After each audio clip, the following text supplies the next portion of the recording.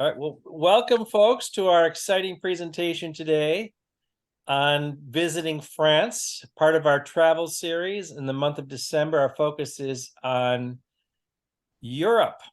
I'm here with Marley the goat. Say hi, Marley. And we're ready to do our presentation. So, like always, let us share. I'm going to share my screen and share the sound, and we are going to take off from. Hopefully, everybody sees the screen I'm on right now. Yes, we can see it. Can you open a new tab, Lou? Open a new tab.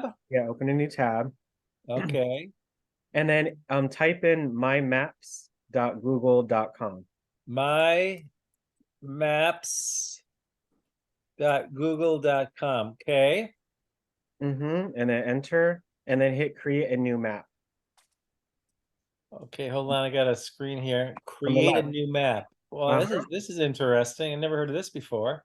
Yeah, so it's the same thing as before, just none of the pop-ups appear when you hover over any names. Oh, that's nice. All right, so let's. So I could zoom in, right? Yeah, you can zoom in. I got all these controls. So let's find where we live. Everybody knows where we live. So let's zoom into the DACL office. We could also type in DACL, Department of Aging. There we are. So we're going to start at the DACL office, and then Yeah. we're going to take off on our plane. We're going to gain some altitude, and we're going to fly across the country, and we're going to land. So when you go to France, virtually all of the flights land in Paris. Anybody know the name of the Paris airport? Paris International. Oh, that's on the tip of my tongue, Lou. Don't say it though, Alex. Let's let the guests say it. Can't even De remember. Gaulle.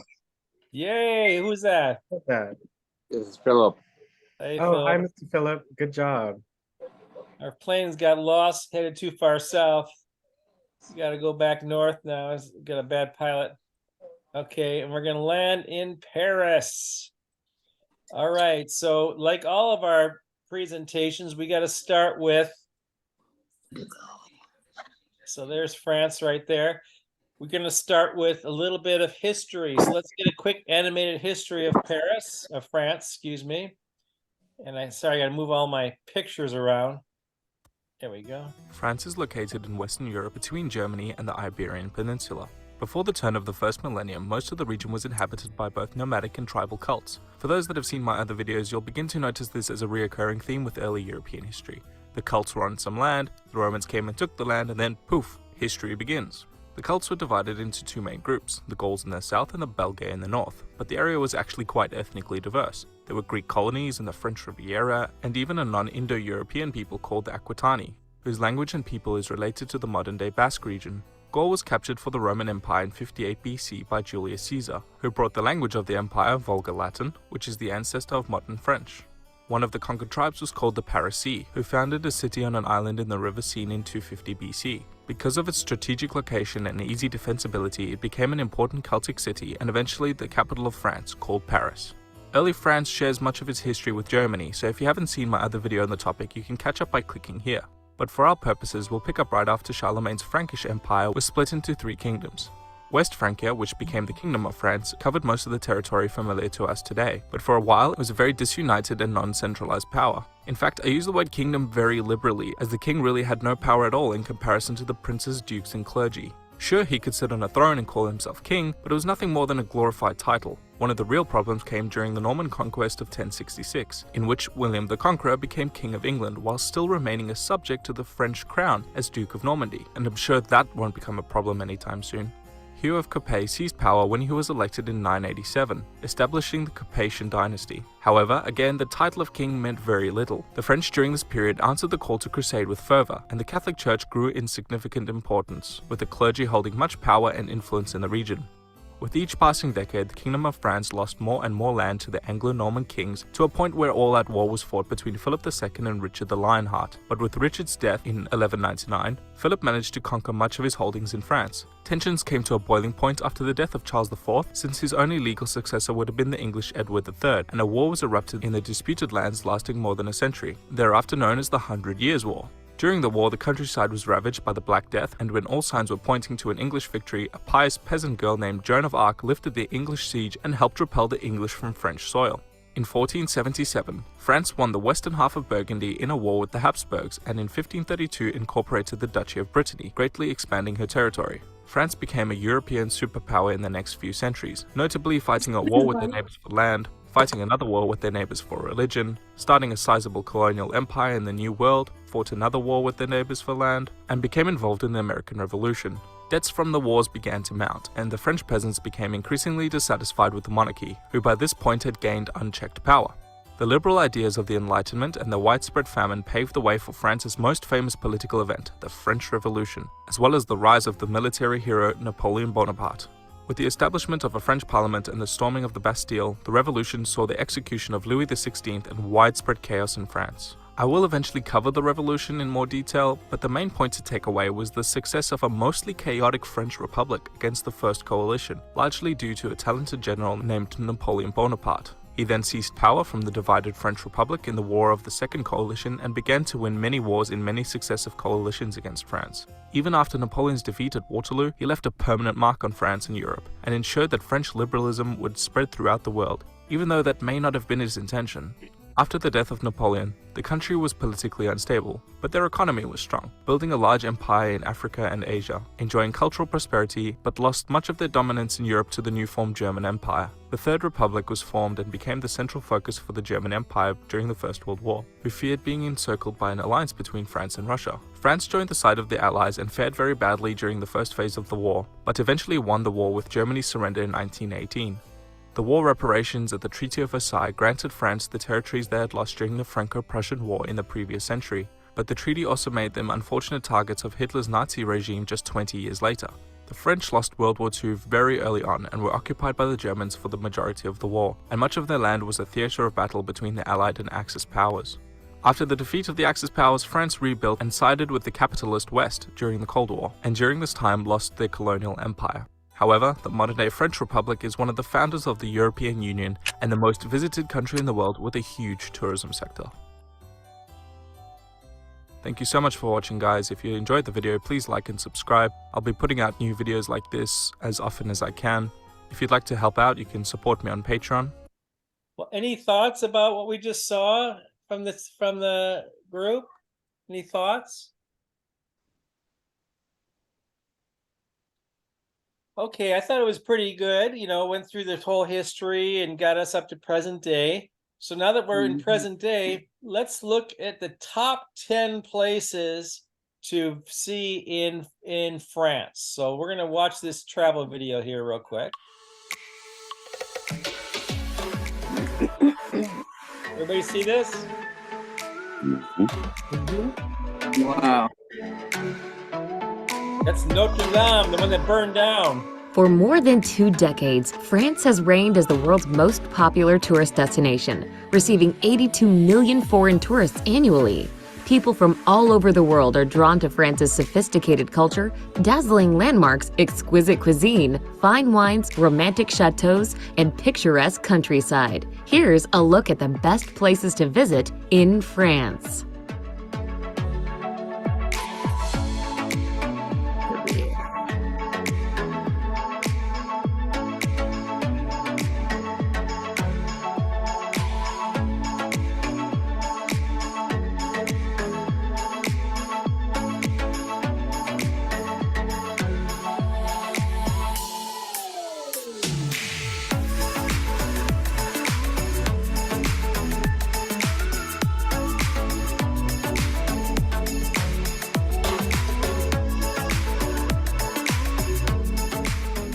Number 10. Marseille.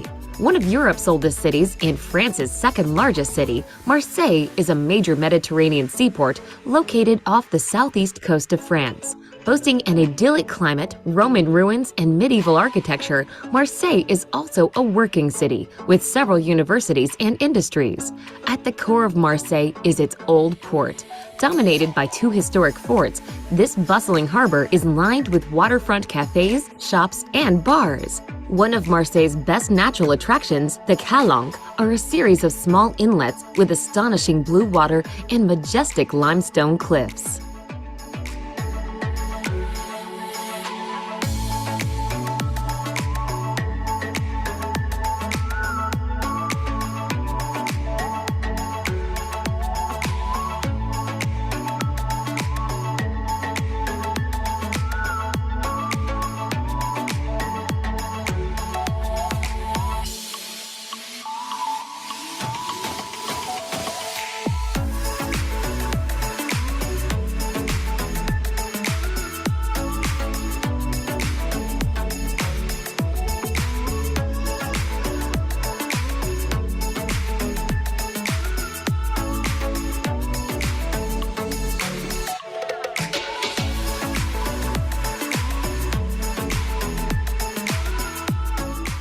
Number 9. Lyon.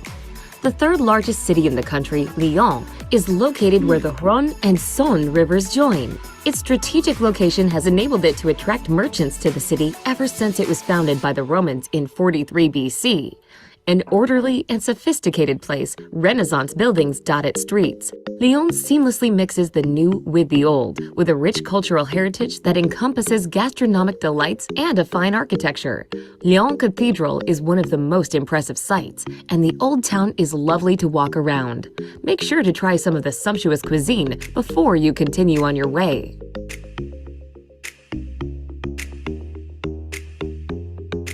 I'm gonna skip forward a little bit. Throughout its long history. Now, however, it's a stunning historical center. Sorry.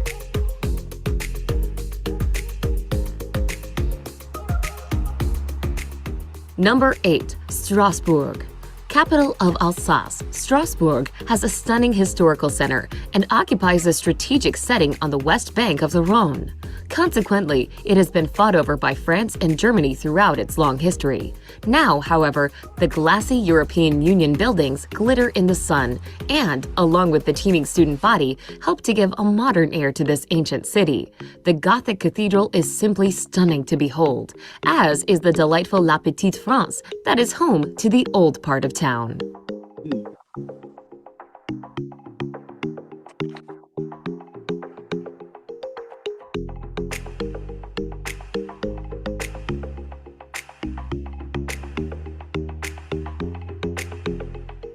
I didn't realize France had such control by the Catholic Church. A lot of the cities in France Number have 7. cathedrals. Loire Valley. About a 2-hour drive south of Paris, the Loire Valley is a region regarded for its spectacular scenery, picturesque vineyards, and historic villages. The valley's biggest attraction is its large number of chateaux scattered throughout the rolling green hills. Ranging from grand country manors to defense fortresses and luxurious palaces, these chateaux were built by French nobility. The valley is also home to many wineries that offer tours and wine tastings.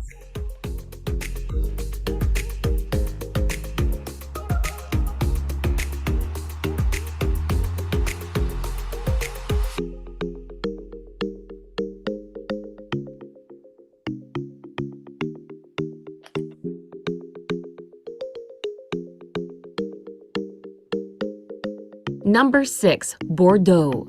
Straddling the banks of the Garonne River, Bordeaux is a large city with a lot to offer.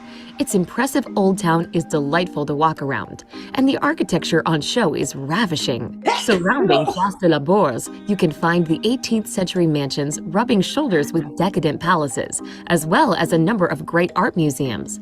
At night, the view of the city lights from the Napoleonic-era Pont de Pierre is magical. Home to some of the best wines in the world, make sure to give them a taste before you head off.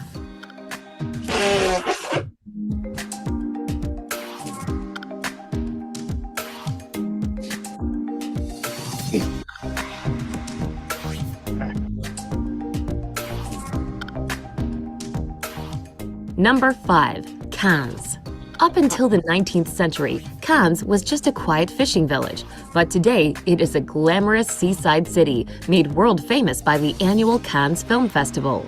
Every May, when Cannes hosts the film festival, hordes of fans flock to see the rich and famous in person as the celebrities walk the red carpet up the steps of the Palais des Festivals, where thousands of films are screened.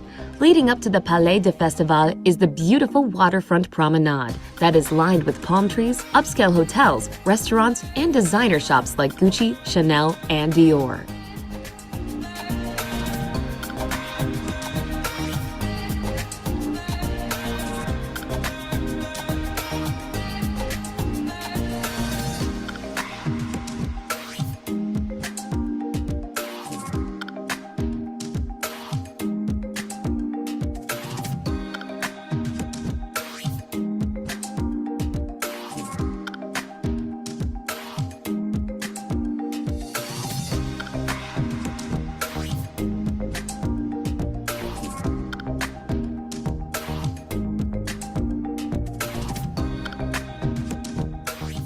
Number 4. Mont Saint-Michel.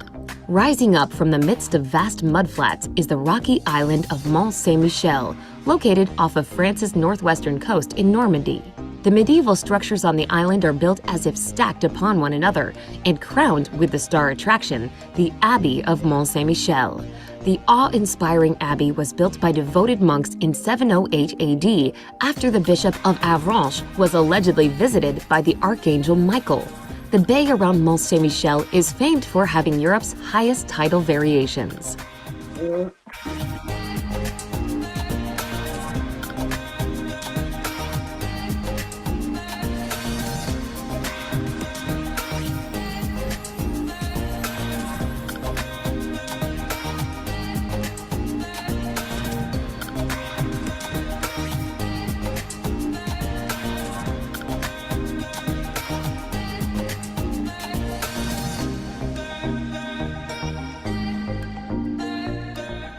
Number 3. Dordogne. Unless you have weeks or months to spend in the scenic Dordogne region of southwestern France, you're going to pick and choose the things you want to see.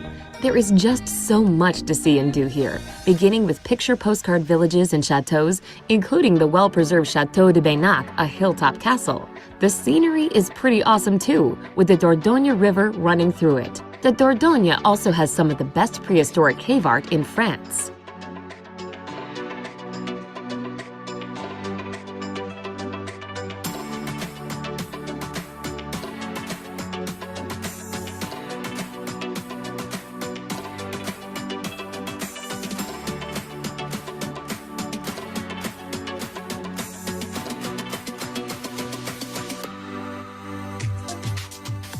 Number 2. Nice.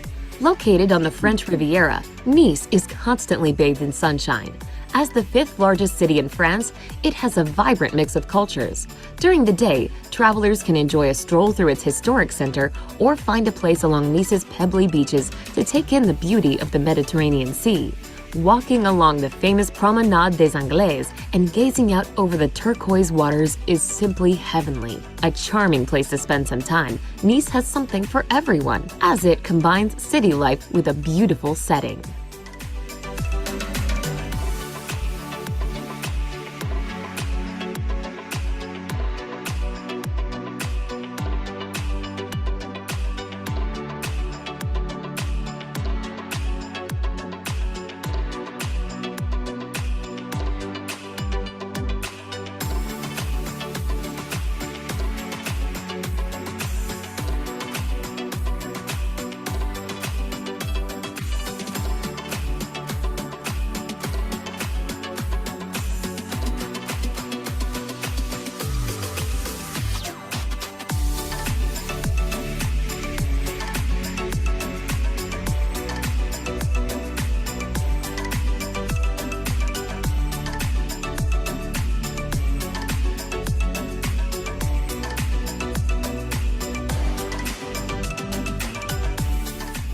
Number 1. Paris.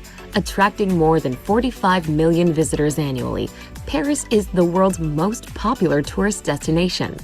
Situated on the banks of La Seine, the elegant and stylish capital of France is a romantic place with lovely boulevards, beautiful buildings, and sights like the Eiffel Tower and the Notre Dame Cathedral rising towards the heavens. From the stunning art collections at the Louvre to the eerie catacombs beneath the streets and the breathtaking Notre Dame Cathedral, you could spend a lifetime getting to know all of Paris's wonderful sights.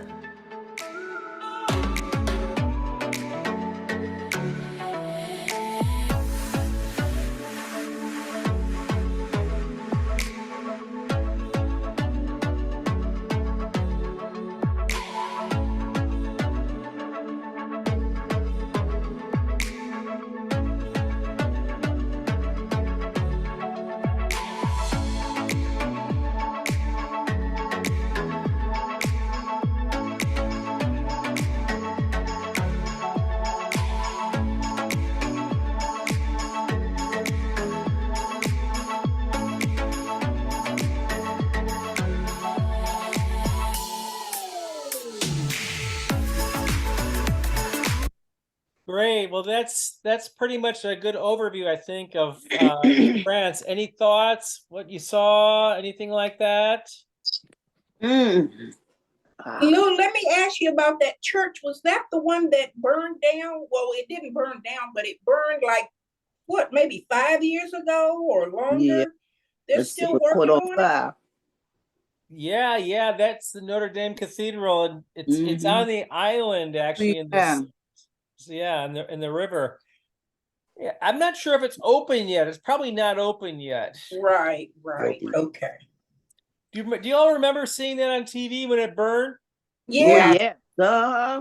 Yeah, that was a lot. Yes. Yeah, all night long they showed that.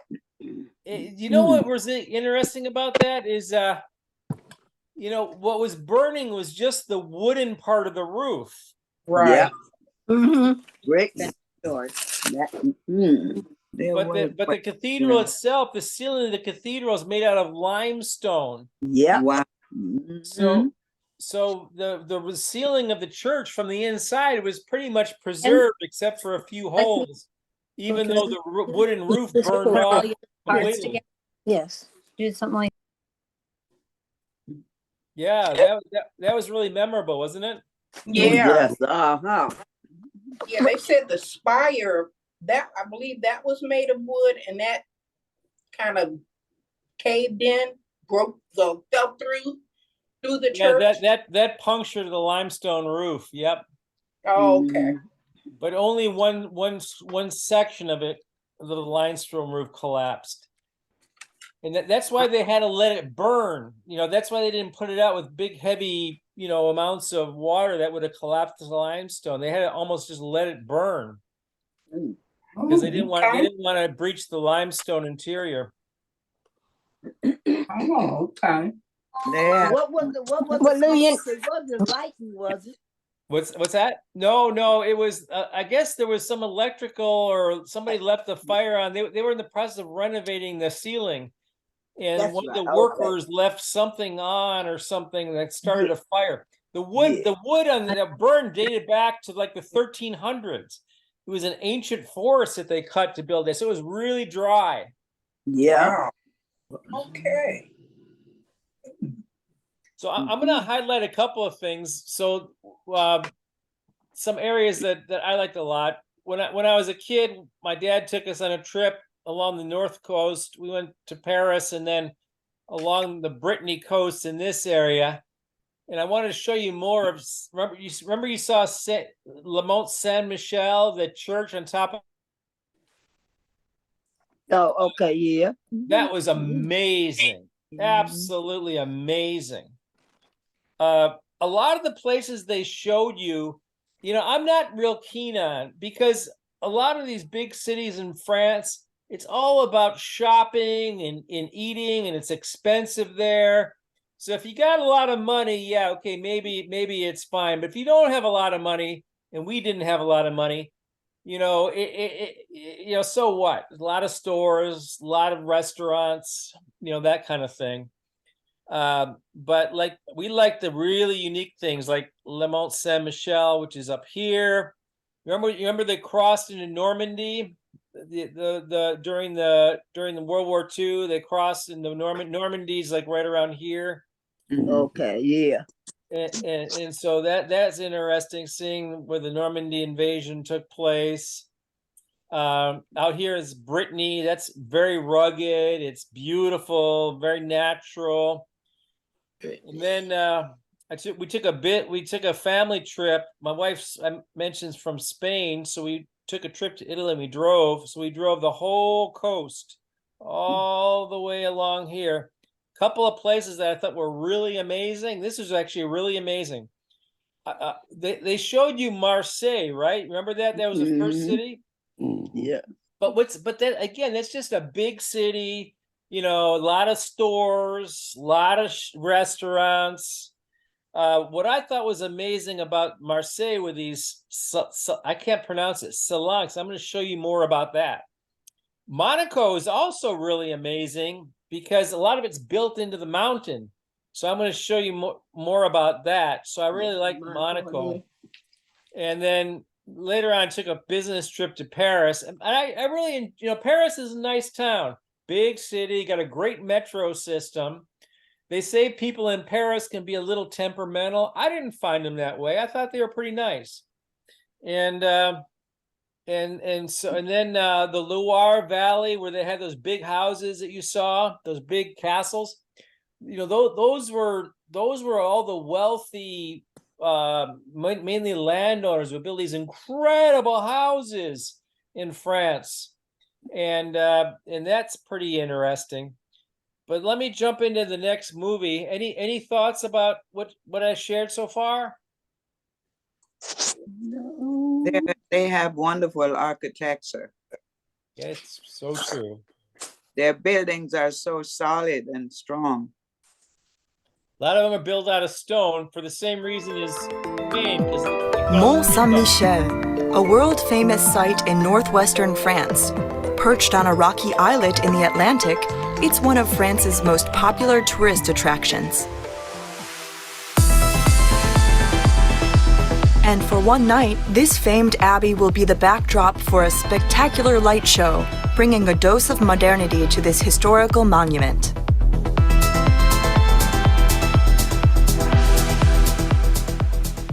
Bonjour, je suis Mickaël Canitro, je suis DJ, producteur de musique et fondateur du projet Monumental Tour et je suis ravi de vous accueillir aujourd'hui au Mont-Saint-Michel. Bonjour, je m'appelle François Saint-James, je suis guide complet qui ouvre presque toutes les portes, qui est le pass. The strongest in all of Europe, flooding the bay twice a day. Mais de la maison, on voit le Mont Saint-Michel. What's remarkable is the tides there. The tides at Mont Saint-Michel are among the strongest in all of Europe, flooding the bay twice a day. For a time, large accumulations of silt threatened the island's status. But now a new light bridge, opened in 2014, allows the public access to the islet, while letting the tide go in and out freely. Le monde fascine les hommes depuis la nuit des temps. Pour l'homme du Moyen-Âge, le monde a une fin et elle est là. Elle n'existe pas encore. Mais je crois que la raison qui nous touche encore aujourd'hui, quand nous visitons ce lieu, c'est qu'on redevient enfant. C'est le château fort en carton que tous les petits garçons ont eu ou ont rêvé d'avoir. Premier monument, je me souviens. So that's one of my favorite places. Absolutely beautiful and narrow, windy streets. You can get into the cathedral, into the abbey there, where the monks were trained to become priests, or they lived there themselves. And it was just so beautiful and so unusual. Just imagine that they started building that in the 700 AD. And it's been continuously occupied and built upon ever since then. So it's really old, really beautiful. All right, let me jump to something else. So that's a hot spot. And just so you know where that is, it's way up here. So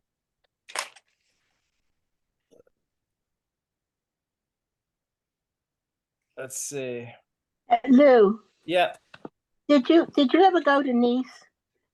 I did, yeah. I got in a big fight with my wife in Nice. Oh God. Sorry about that. Argument, not fight, big argument. Okay. I was wondering what it's like and what Well, you you know, thought. I mean, they have an old castle on top of a mountain, which is nice. It's very crowded city, lots of nice squares. But again, you know, there's just so much of it is around shopping and eating at restaurants. You know, what I like more about Nice were the small towns around it. In one of my next videos, you're going to see them. There's one called, it's like Eva or Ava, I forgot the name. These medieval towns around Nice. And those are just drop dead gorgeous little towns. But Nice is just another big city. You know, some people like those big cities. Not so much me. I was just wondering because I had the privilege to go there. Oh my gosh. And that's where my great-great-grandfather was born. Oh my gosh. Yeah, and and unfortunately, Mommy and I never got to go because she got sick. Well, what did you like about Nice? What were your high points? Go there. I never got to go there. I wanted to go. Oh. Mm-hmm. So I was interested in what you thought about it. Well, you saw in the video that it's one of the top places that people go to. Mm-hmm. I mean, it's on the Mediterranean Sea, so it's a coastal city. You know, there's a lot of money there. A lot of people are very, very wealthy down there. Well, thank you for telling me what you thought about it. Yeah, because you're my eyes. You've seen it. You're my eyes now, so I have a little better picture of where my roots are. Well, let's go down the Nice. Let's visit it. So we're down here in this neck of the woods. You see it right here. And we could zoom in a little bit. So here's Monaco here. Here's Ise. That's the city I was telling you about. Beautiful little town. I mean, Nice it's on the French Riviera. A lot of big money down there. That's for sure. But you know, you can see they got beautiful parks and stuff like that. So if you live down there, I mean, you've got a nice life. You got a really nice life. You know, if you're a tourist like I am, you know, I'm saying that I want to get out in the country where it's more relaxing because Nice is hustle and bustle. A lot of hustle and a lot of traffic. Oh my gosh, there's so much traffic there. It's crazy. All right, well, let me pan out. So I'm gonna let's go to a different place. Thank you very much for doing that for me. I appreciate it. Oh no, my pleasure. And I don't want to get in trouble, so I'm gonna get away from you. I wanted to share. Well, now that we're on the French Riviera, which is where Nice is, let's play a video on the French Riviera. And so let's go back here. So French Riviera is basically the southern part of France. It's on the Mediterranean Sea. One thing amazing about the Mediterranean Sea is how clear the water is. Very, very, very clear water. I don't know how they keep it so clear because there's so many cities on it. And then the other thing that's amazing about it is it's well, what am I trying to, I guess is how mountainous it is. The whole coast is just so beautiful. It's unbelievably beautiful. All along in here, this rugged coast, beautiful blue water is any place along here, you know, hundreds of miles of just amazing beauty. You could pick and zoom in anywhere along here and you just be amazed. So let's zoom in on that real quick. And let's play a little bit of the top 10 places in the French Riviera. What's up, guys? My name is Ryan, and I recently returned from exploring the French Riviera, and I want to share with you my favorite places. So here is my French Riviera top 10.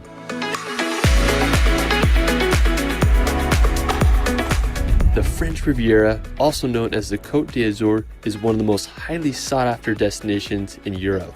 Located in southern France on the Mediterranean Sea, the French Riviera is home to some of Europe's best scenery. From the medieval hilltop town of Aix to the scenic calanques of Cassis, the French Riviera is waiting to be experienced. Let's start this video off at the city of Menton. Now located right next to the Italian border, Menton was the first town we visited on the French Riviera as we drove in through Italy. It's strikingly beautiful with its colorful buildings complemented with a backdrop of the Maritime Alps. We stayed several days here and I really enjoyed just walking around the city. Menton was a part of Italy until 1860 when it and the rest of Nice County was added to France. There's a great boardwalk that walks along the coast, and I really enjoyed going out to the Lighthouse Pier to get panoramic views of Menton. Now afterwards, we're going to visit the medieval town of Èze, now located on a hilltop tower looking over the French Riviera. And I have to say this was easily the coolest medieval place. That's where I wasn't talking to my wife. We got into an argument, and so I walked the whole city by myself. We were actually really stressed out in Nice. Because the traffic was so bad. So she and I were both like ready to kill each other. But she's a wonderful gal. She puts up with me. And so we both separately walked through this town. It's a beautiful, incredible town.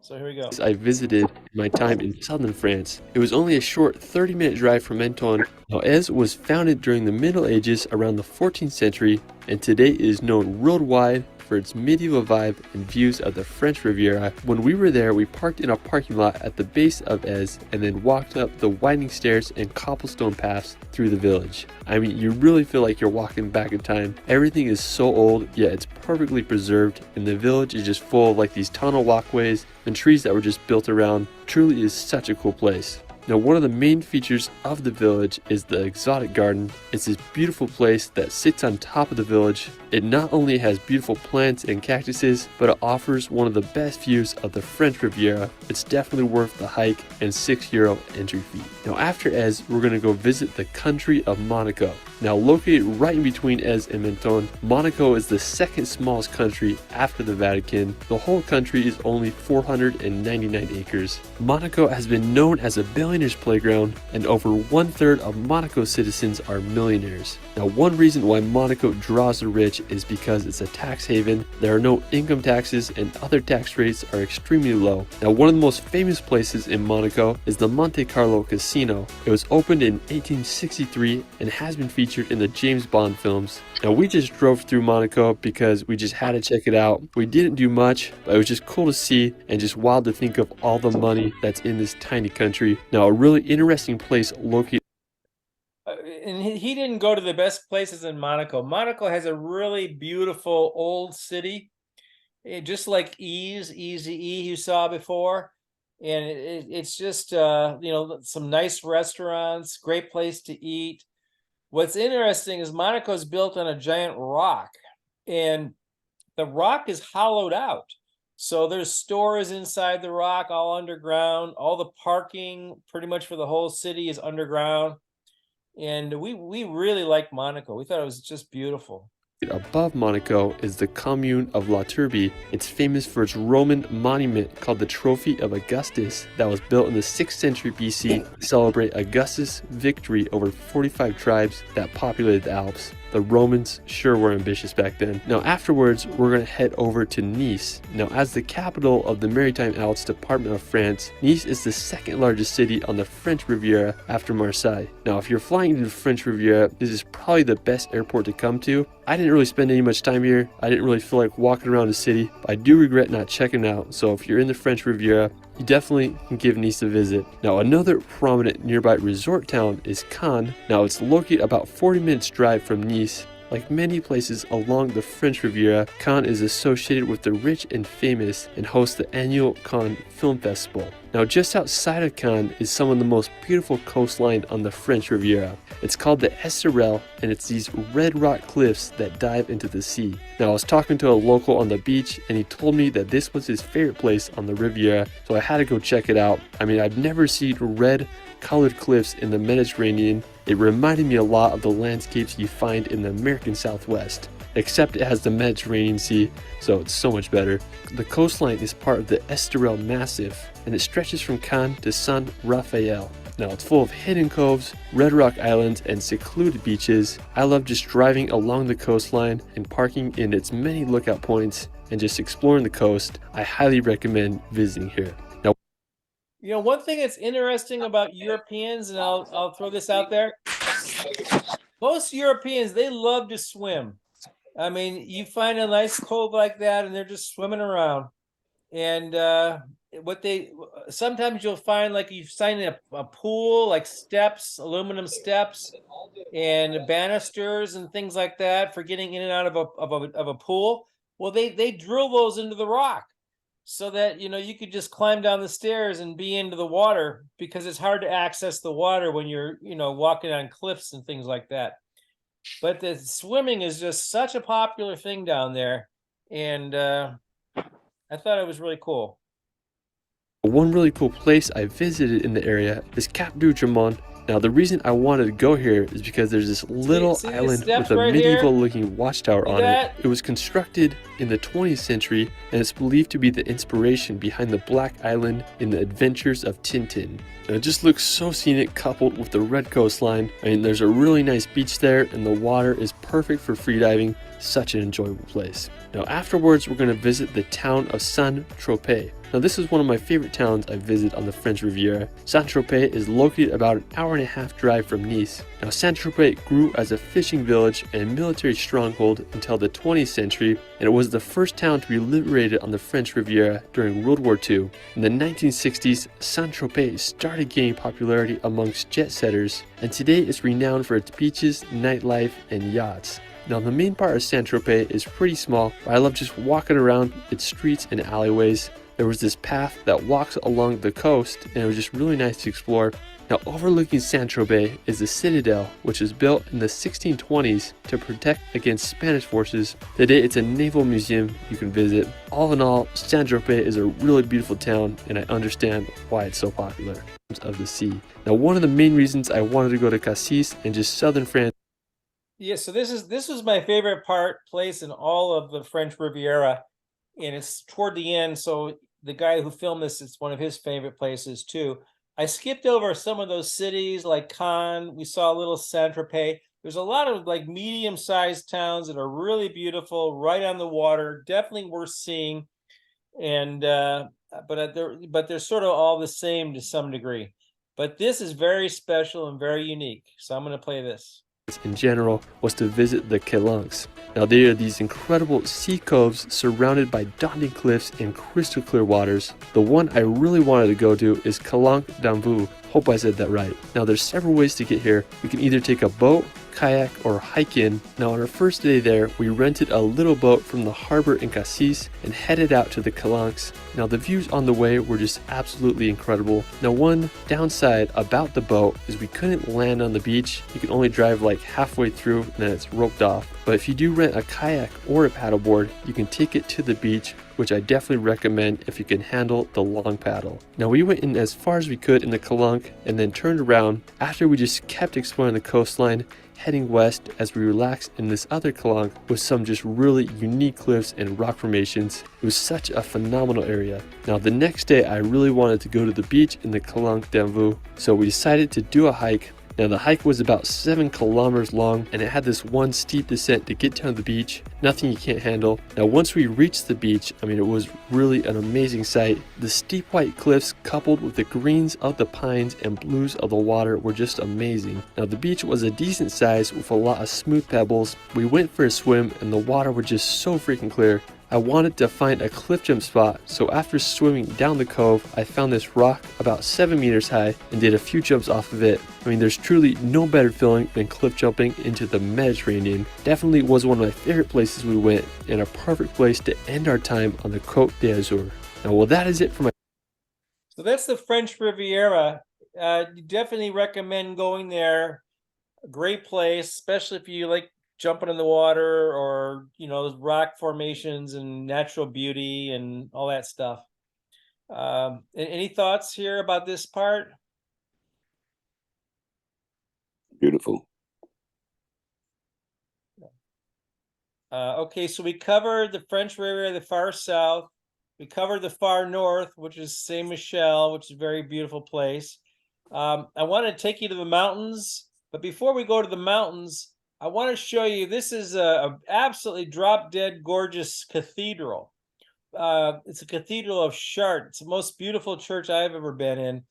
And a lot of that is because of the stained glass. It's world famous because of the stained glass. And this dates back all the way to the 1200s, 1300s.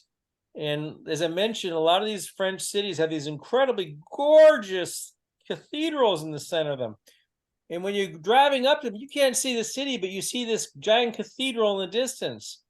So even small towns had these huge cathedrals. And I guess that's because the church had such an influence in France, you know, way back when. So I want to show you the Cathedral of Chartres. Another great side trip from Paris, marked by another glorious building, this one dedicated to God rather than some king or noble, is the city of Chartres. Here we see not the extravagance of rich elites, but the extravagance of medieval piety, a site which for centuries heartened the weary spirits of approaching pilgrims. To this day, visitors come to Chartres to see its cathedral, and they find that the city itself is a delight. And wherever you are in Chartres, its massive cathedral seems to loom overhead. For over 800 years, the church has attracted travelers and inspired those who visit. The earlier church burned in 1194. It was rebuilt so quickly and lavishly that it has a much appreciated unity of architecture, statuary, and stained glass. It captures the spirit of the 13th century, the so-called Age of Faith, like no other church. The architecture is Gothic, which was all the rage in the 1200s. Gothic architects create a skeleton of support with columns, pointed arches, and buttresses, so that the walls no longer need to support the heavy stone ceiling, but are freed up to hold windows. Chartres is most famous for its stained glass and statues. It's like a picture book of the entire Christian story told through its art. In the Book of Chartres, as some nickname the church, the text is the sculpture and windows, and its binding is the architecture. The individual figures create a cohesive ensemble, and in this case, in a cathedral dedicated to Notre Dame or Our Lady, it all leads to Mary. Here she is on her deathbed. Then, angels gently whisk her upward so she can sit on the throne with Jesus in paradise, where she's flanked by angels and crowned Queen of Heaven. The nave is vast, over 400 feet long and the widest in France, and the Gothic structure allowed for plenty of windows. Chartres contains the world's largest surviving collection of medieval stained glass, with over 150 early 13th century windows. The light pouring through these windows was mystical and encouraged meditation and prayer. Stained glass was used to help teach Bible stories to the illiterate medieval masses. While the faithful back then may have been illiterate, understanding the rich symbolism in each of these windows inspired them to live their dark and dreary medieval lives with hope.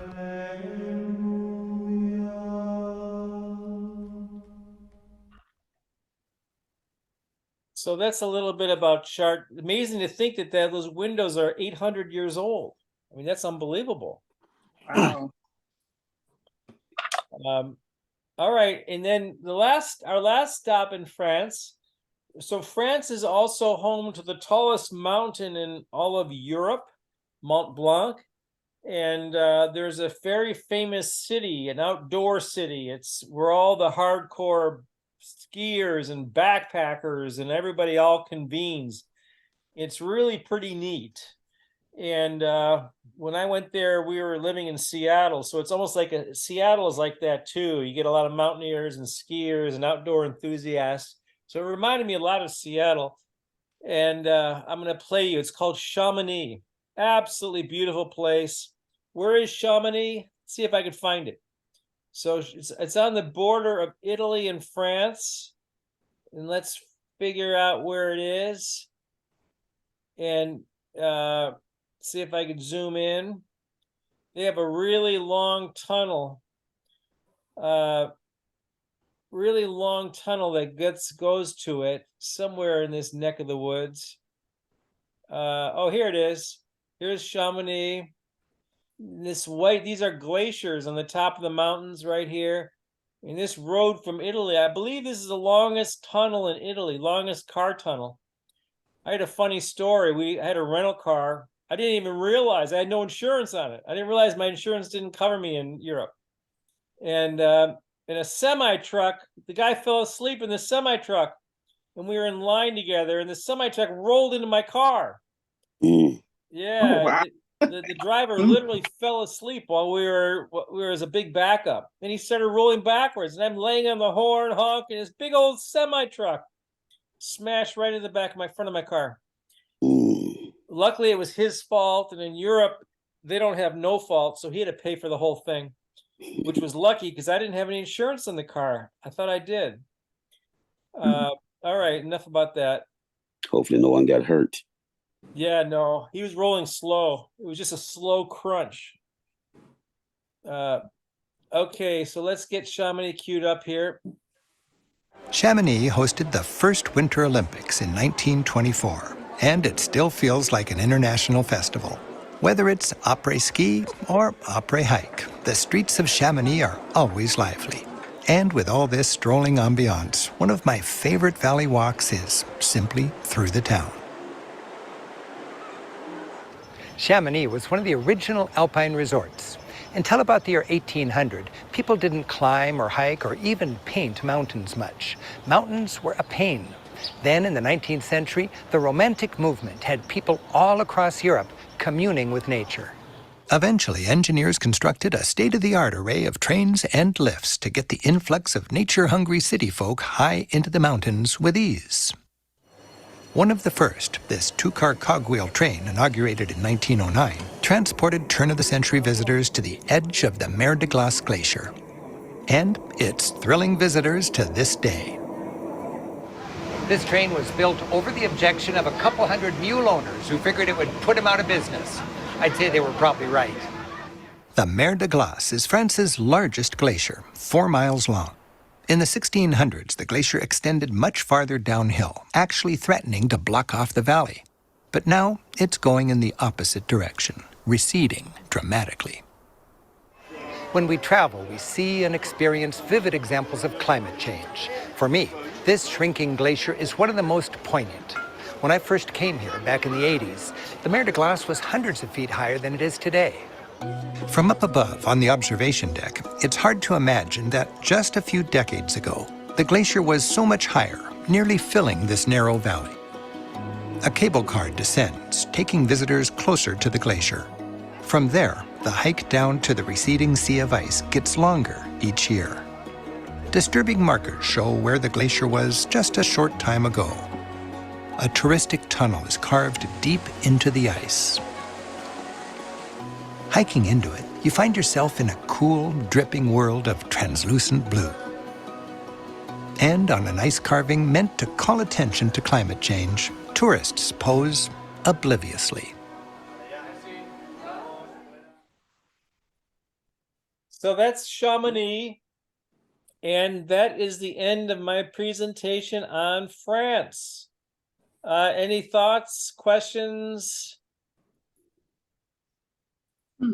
It's just one thing that always grabs me, Lou, and I can't help but to observe it. How beautiful all that is, and how the wealth came to those countries particularly. And they had nothing but wood and stone, basically. But they're very wealthy today. I just can't help but to see that. But it's a beautiful place, beautiful place, beautiful place. Yeah, thanks. Yeah, no, not thanks, but yeah, it's true. That's so true.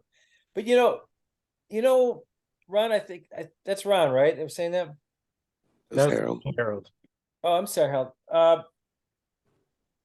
But keep in mind, what we're seeing are a lot of tourists that make their way to Europe. Most of them are pretty well off.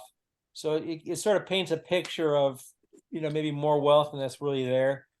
No, when you get into the behind the streets in this, that kind of thing, it's certainly no more wealthy than our country. I wasn't clear though. I wasn't talking of today's wealth. It just, the country itself, that wealth came from being colonizers, because they didn't have any resources there. They had no resources in that part of the world, basically. Yeah, that's a really good point. Very, very wealthy today. That's a good point. Before, though, France was a big colonizer. You remember the map in the beginning? Yes, they were. They were all over Africa. They were all over the Americas. That's a really Asia. good point. And when we saw the whole thing about Spain, they said what made Spain the wealthiest empire at the time was all of its colonization, all the gold that it took out of the Americas. And yeah, that's a really good point. And Lou, actually, I'd like to ask you, oh, I'm sorry, go ahead. well, I'm thinking during the medieval times when those big churches were built, the people in that era were incredibly, just really poor. Remember the Black Plague and all that? I mean, that was all pre-colonization time. Yes. And it wasn't until the colonization took place that wealth really expanded. So I think you're right. I'm sure you're right. Thank you for sharing, Mr. Harold, and Brenda for your question.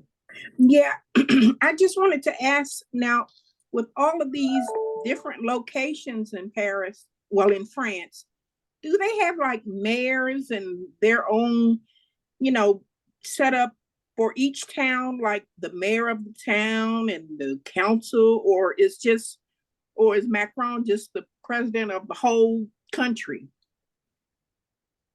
Yeah, I don't know about the politics in France. Anybody on the call know? Anybody on this call know? It's set up very similar to the U.S. Okay. They are mayors, yes. Yeah, like mayors of Executives, different towns, like Nice and all the different places. I was wondering if they had that same The setup. councils, they refer to them differently though than we do. You were But they do talking have the about mayors. Monaco. Monaco is ruled by the Gamilli family. Prince Rainier. Grimaldi, that's it. Yeah. That's it. Yes. There are different situations for parts of the country. One of Nice, not Nice, Monaco is ruled by the Grimaldi family. What's it? Oh God, I can't think of the name. Where Bouillabaisse is made, very famous. Can't think of the name. I'm sorry, my mind's not here. Okay. Thanks for. Yeah. And I was thinking about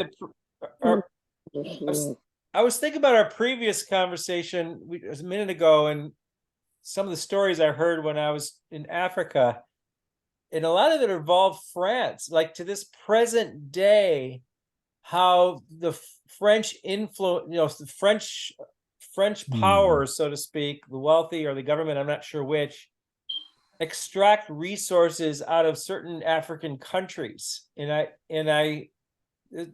that might be a topic that maybe somebody in this call might want to research, given what we just talked about a few minutes ago. There was some terrible stories I heard. Sierra Leone and the blood diamonds they had not too long ago, 20 years ago. All right. French trivia. Everyone unmute, please, to be able to win a prize. You got to unmute to answer the question. Come on, everyone. Want to participate? So thanks so much for participating. Please keep any TVs and cell phones silence, please. Thank you so much. Okay, so a little bit of French trivia. So I guess the first one to shout out or chat the answer. It'd be great if we can get chats. Let's see. Alex, should we do it based on chatting? I think it'll just be easier to do it based because a lot of people are unmuted already. So I'm managing it. I'm here. By voice. Here we go. Voice or chat. Here we go. Yeah. First question.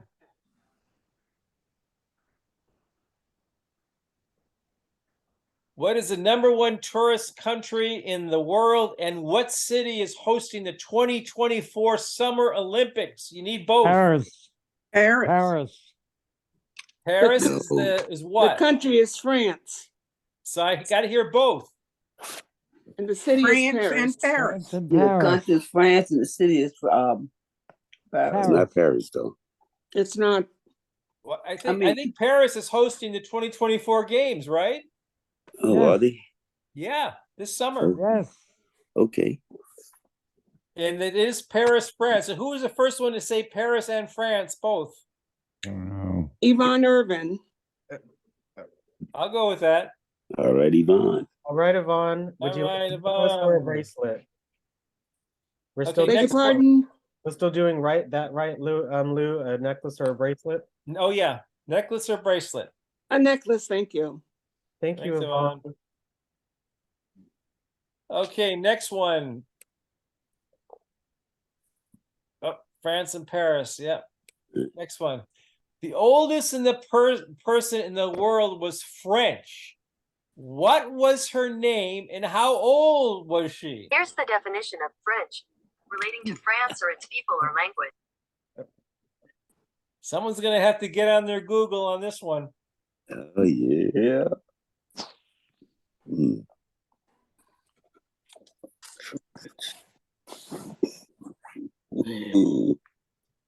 That's a good one, Lou. Question. Well, Sister Andre. Sister, is that it? Well, And I'm how old seeing was she? Andre, Andre, Sister Andre, a French nun, How old would she live to? 119. So that's not correct based on my research, Brenda. Oh, okay, okay. But that's a good guess. And maybe it is. I don't want to change Oh no, I'm screens. sorry. It's 118. She It's would have been Jeanette Lewis. 119. Janaea Lewis. Is And someone- how old was she? 122. I think that's it, because the right answer is 122. You ready? Here we go. No, it's Jean Calmette. Oh wow. She was 122 in 164 days. Oh my 122 and a half. goodness. Wow. Get a report every night. Oh, sorry, there she is right there. Every night up to the end. That's cool. Isn't that amazing? Wow. Yes. 122. Mm. Okay, what is the French national animal? The rooster. Oh, did you see my finish line? We saw that, Lou. Oh, We good saw it, job, Lou. Brenda. By the way, who said 122? That person won the previous time. That Who was said Miss that? Bertha, Was it? Miss Foster. Miss Foster, do you want a bracelet or necklace? Since I've already won something, I'm gonna give it to somebody else. Okay, can you look at the participants and choose someone, please?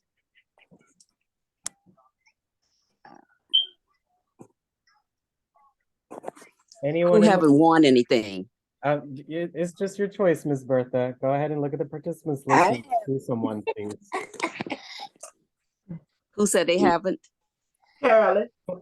I haven't. You can have Carolyn. it. You can have it. Okay, that was for Lou. I heard that for Louise. Is that right? Yeah. Okay, thanks, Louise. Would you like a necklace or a bracelet? A necklace. All right, thanks so much for your kindness, Miss Foster, and Thank you, Miss Foster. Louise. Thank you, Miss Foster. Thanks. Congratulations, Louise. So I don't know about picking your national animal, a rooster, though. But I guess they He's an animal. Yeah. It's this. You were. Two of them there. All right, next one. What is the largest and most visited museum in the world? Louvre. Oh, who said that? Oh, that was Mr. Harold. The Louvre, right. You got it, Mr. Harold. Let's see. The Mona Lisa is there, the painting, the Mona Lisa. 35,000 pieces of art. It would take you 200 days to see every exhibit. Oh my gosh. Wow. That's That is nice. amazing.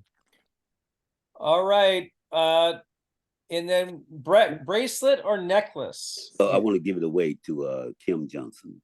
Oh, thank you so much for your kindness, Mr. Harold. Thanks, Mr. Harold. And would you like a necklace or a bracelet? I see her name on the. Yeah, you there, Kim?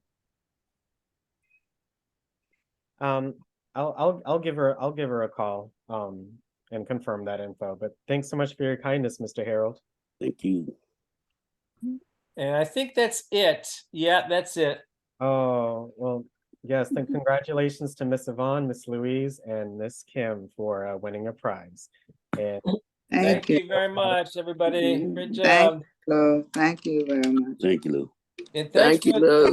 Thank you, Lou, for giving me your overall response to my family's roots. I appreciate it. Well, Nice is a beautiful, beautiful town. You know, it's just that probably my biggest issue is that we hit a lot of really heavy traffic, and then me and my wife started arguing, and so you know that's why I don't have the best memories of it. But I'll take that too, Lou. Should have took a shopping, Lou. Yeah. All right. Well, thanks everybody. So next, what's our country for next week, Alex? England. England. All right. All right. Well, thanks everybody. Have a good week. Have a nice weekend. Thanks so much, Lou. Yeah, my pleasure. Let's all wish Lou a great weekend. Thanks so much. Oh, hey guys. My 65th birthday is next weekend. 65. Oh, birthday, man. It's my Medicare birthday. I'll be on Medicare. Birthday. What's your birthday? What's your Yeah, it's birthday? December 16th. December 16th. Oh. And guess where I'm going for my December 16th birthday? Guess what I'm going to do? Paris? No. Even better. Even better. Even better. What could be better? Okay, once I tell you, then you'll understand. You'll know. Yellowstone. You're gonna say, "Oh yeah, of course." I'm going to Detroit for my birthday. All right. Okay. Oh wow. And my brother is treating me to a Lions game. Lions Broncos. Oh, Lions okay. Broncos. That's cool. Yeah, that's my brother's treating me. Going to the Motor City. The Motown, yep. All right. I'll show you a pictorial. My Stevie Wonder lived right across the street from my elementary school. Wow. Right across the street. Yep. That's awesome. All right. Well, y'all have a great week. You too. Same now. Take care, Lou. Thank you. Thanks a lot. Bye. Thank you so much. Thanks. Bye. Thank you everyone for participating in today's Lunch Club.